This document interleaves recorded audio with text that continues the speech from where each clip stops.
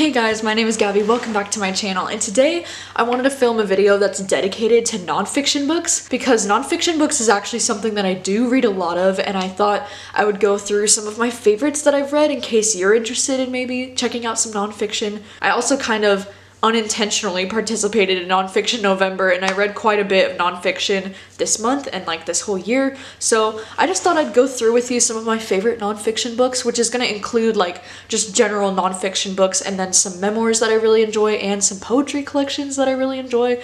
So let's just get right to it. So the first nonfiction book that I wanted to mention is probably one of my favorite nonfiction books that I've ever read, and that is Stay Sexy and Don't Get Murdered, written by the two ladies who do the podcast for My Favorite Murder, which I've never actually listened to the podcast, but now I'm like definitely interested in doing that. I listened to the audiobook for this one, and for most of these nonfiction books, I do listen to the audiobooks for them because I find that audiobooks work so much better for me for nonfiction books because I love hearing the author's like narration of the books, and it's usually narrated by the authors. This book was loads of fun to read, and these two girls are like some of the funniest comedians ever. Like, this book is absolutely hilarious, but it also brings up a lot of really valid points about like how hard it can be to be a girl in society and not feel like you're in danger 24/7. And they also have some really great stories from their childhood and kind of like how they overcame like drug addiction and just many things that I just thought were really great to read about. This is one of the only nonfiction books that I can see myself rereading in the future. Like, I just loved it so much, so definitely recommend this one.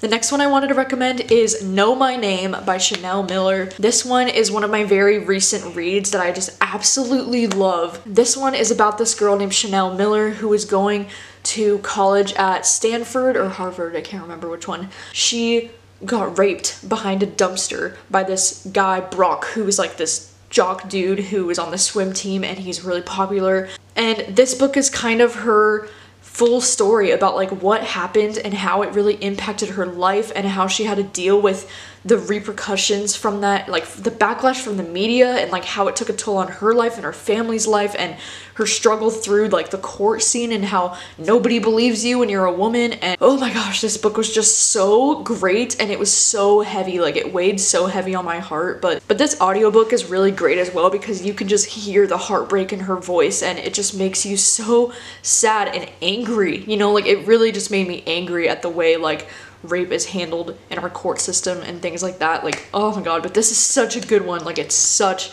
a good one. Another nonfiction book that I really love is On Writing by Stephen King, and this one is mostly due to the fact that I am also an aspiring writer, so this book just really like connected with me, and I really just love Stephen King so much, and it's really fascinating to hear a bunch of like really interesting stories about his childhood, and he's just such a cool person.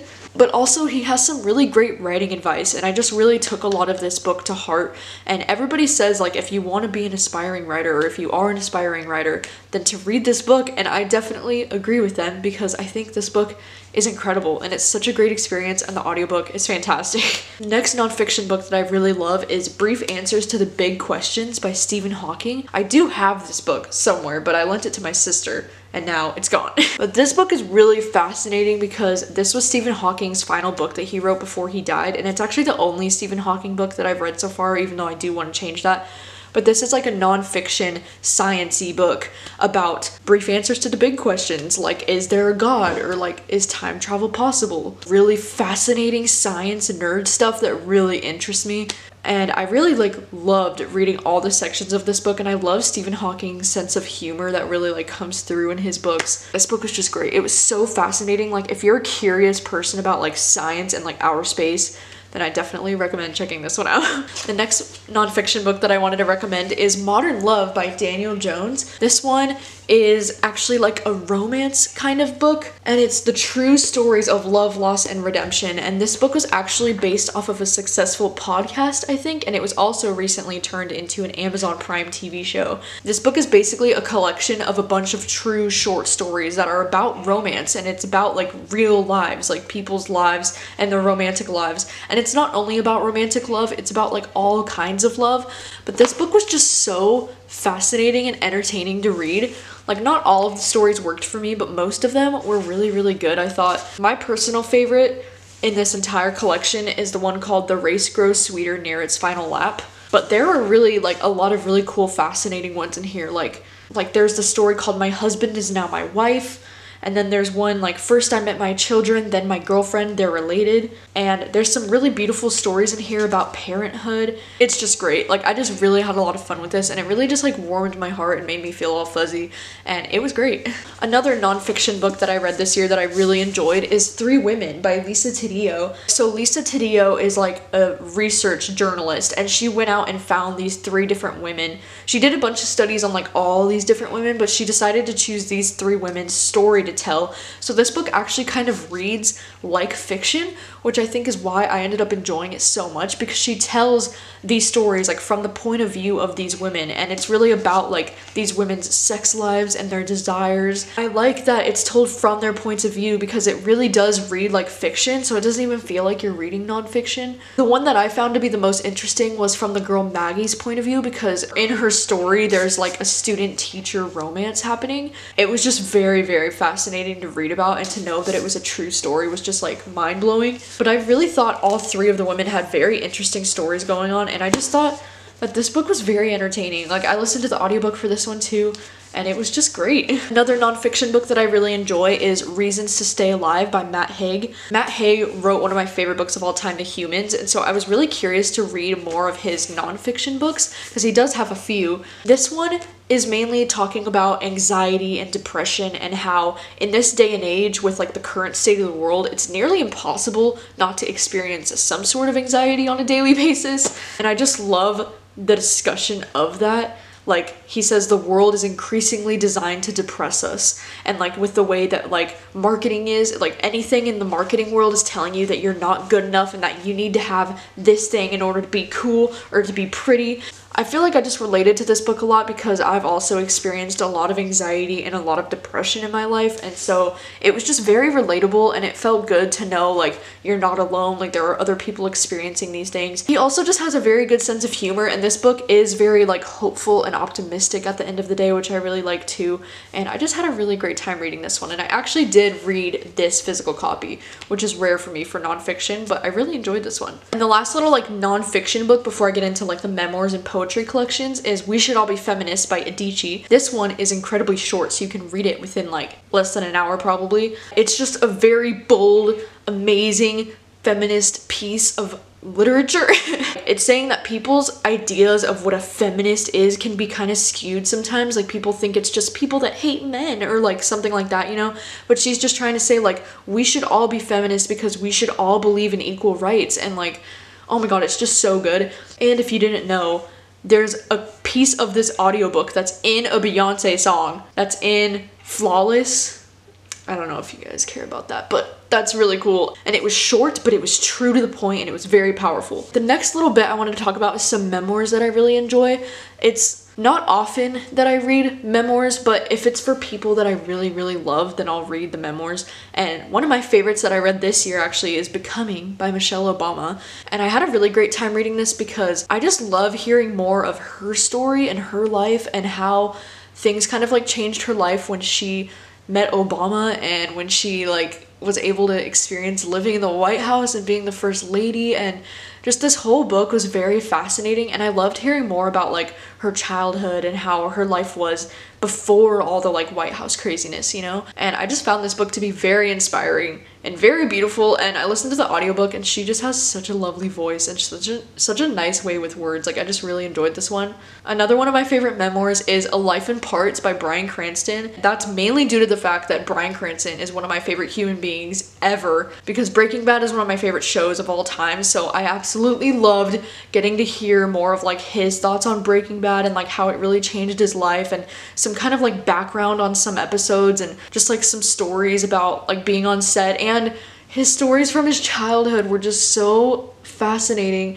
And I just love Bryan Cranston so much. Like he's such a cool person, and this book just shows how cool of a life he's lived. Like he's just so awesome, and I could literally listen to his voice like all day. Like I kind of want to reread this audiobook just so I can listen to Walter White talk again. And then the last memoir that I wanted to mention is Yes Please by Amy Poehler. I've always been a really big fan of Amy Poehler. Like, I really love Parks and Rec, and like I just really respect her as a comedian and a human. This book was really fun to read. Like, I also listened to the audiobook for this. She had a lot of like guest speakers on the audiobook, which was really fun. Like, it made it a really fast-paced moving audiobook, and she also has a lot of funny stories from how she got her start in comedy and like the whirlwind of like everything. And then lastly, the two poetry collections that I wanted to mention. It's really hard for me to recommend poetry books because I do read poetry quite often-ish, but it's hard for me to recommend poetry because I feel like poetry is so subjective, and I feel like it's really hard to really love an entire poetry collection, you know, because there's always going to be some poems that really work for you and then some poems that don't. So it's like, it's really hard